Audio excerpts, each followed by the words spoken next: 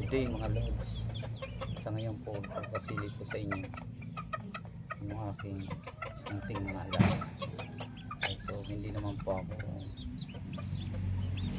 masyadong nagsasabong. Hindi naman talaga ako nagsasabong. Pero napakahilig ko sa manok. Mahilig ko sa pag-alaga ng manok. So ngayon papasili ko sa inyo yung aking mga alaga. Right. So tingnan ko sila. Okay, so ito po, 2 months na po itong mga to. So 4 na piraso lang po ito kasi 6 po ito. Inalis ko yung 2 kasi maliliit. So resulta po ito ng inbreed. Okay. So ito po yung 4. Okay, so 3 pong lalaki, 1 pong babae. Okay, so kung mapapansin nyo, may kulay puti pero green legged. Okay, so yung mga magulang nito is puro dark legged. Okay, so mamaya ipapakita ko sa inyo yung broad hen at broad cap na ginamit ko dito. Okay, so ito po sila. Magto 2 months po ito ngayong November 23. Okay, so halos 1 month and 1 week. So ito po sila. Ganito kalalaki.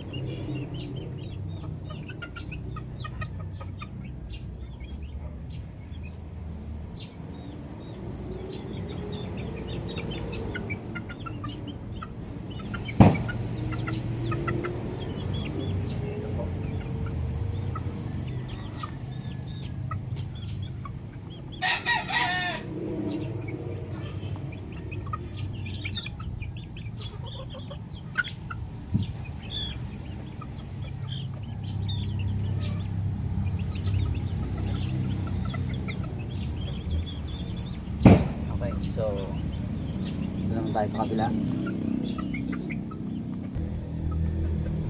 Okay, so ito naman po yung full brother po nung doon sa kabila. Okay, so magti 3 months na po ito sa 9. Okay, so ganito po itsura. Gaya ng isa, may kulay puti. Okay. Pero yung nanay nito, katatay, dark color, saka dark legged.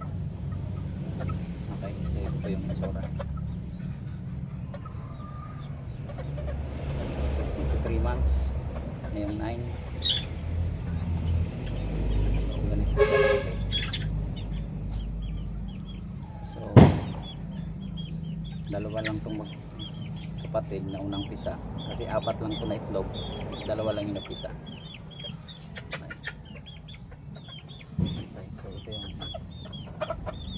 Okay, so ito yung babae. So gaya nun, sulta po ito ng inbred. Okay, so ito po yung itsura nila. Okay, so ngayon ipapakita ko sa inyo yung nanay at tatay nito. Okay, so ito po yung brood hen na ginamit ko doon sa 6 na magkakapatid. Okay, cross po ito ng bulik at saka hatch. So ito po yung tsura.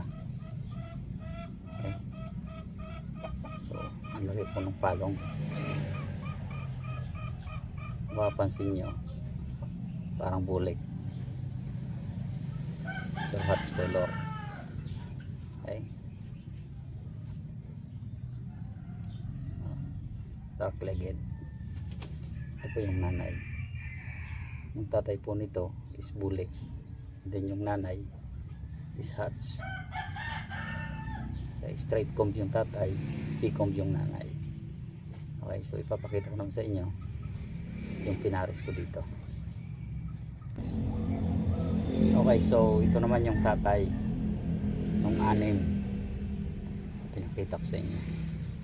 Okay, so ito yung ginamit kong broodcock. Okay, so hatch color. Okay, so resulta din po to ng inbred.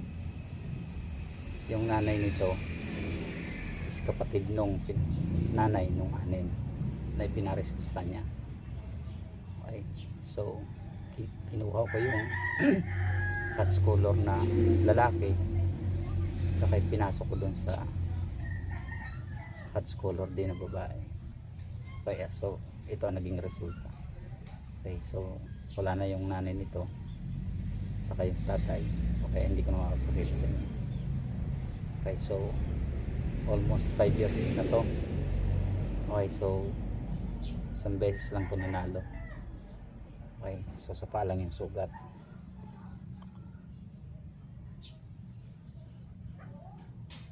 Okay, so hindi na nilaban ulit kasi sabi ko gagamitin ko na lang, pero ngayong taon ko lang ulit ginamit. Okay. So bago mag start yung pandemic, hindi na ako nagpasisi, so ngayon na lang ulit. Okay, so ito po yung ito inbred na din to. So kinuha ko yung hatch color na nanay, saka pinares ko din sa kapatid hatch color din. Okay, so ito yung naging resulta.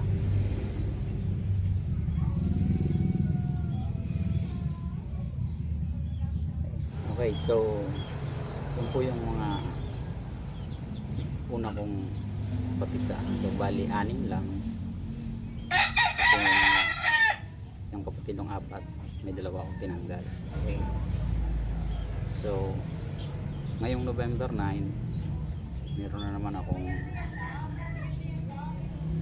mapipisang itlog. So bali 16 yun, hindi ko lang sure kung ilan yung mapipisa. Broodcock na ginamit ko saka broodhen is iba na naman. So yung broodcock is kapatid ng broodcock na ginamit ko dun sa una, saka yung broodhen 2 hatch color. So kapatid din nung broodhen na ginamit ko dito. So yun lang guys, thank you very much, good day.